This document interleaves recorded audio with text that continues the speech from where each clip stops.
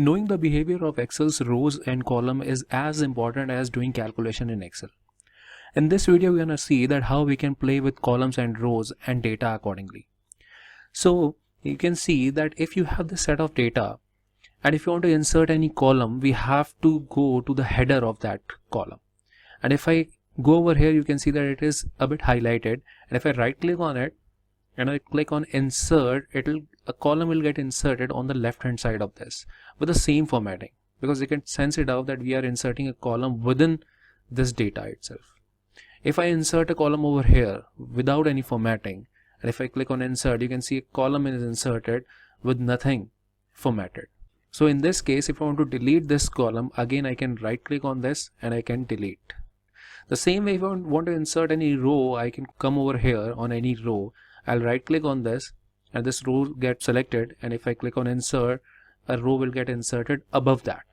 And if you want to delete it, again right click on it and delete this.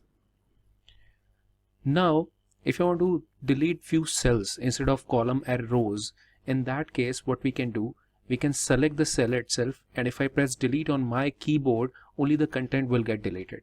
But what if I want to delete everything within the cell? It's formatting also.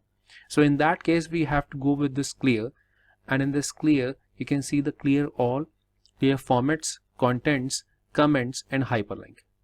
If you delete on your keyboard, it will go with only clear contents, but if you click on clear all, it will clear everything within this cell.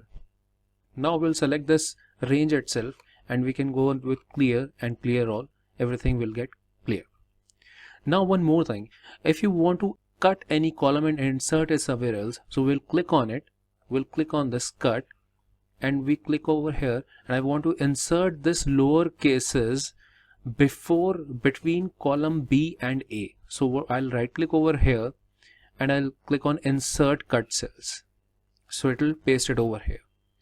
In the same manner, the row, if I select it and I right click and I cut it, and if I want to put it before Mohit, so I'll right click over here and insert cut cells.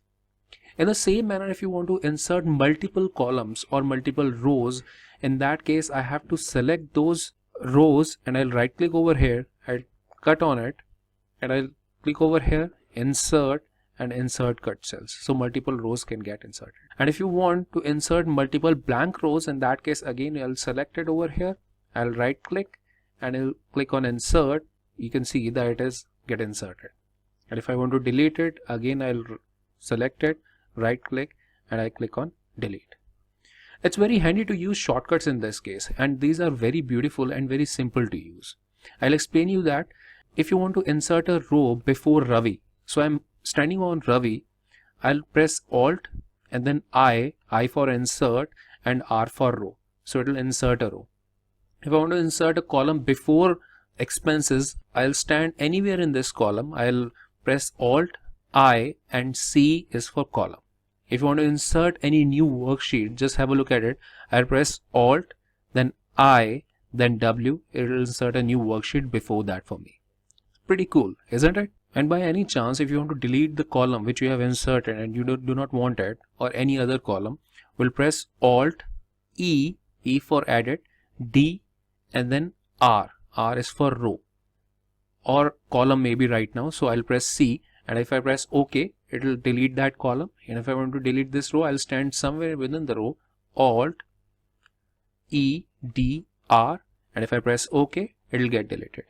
Thanks.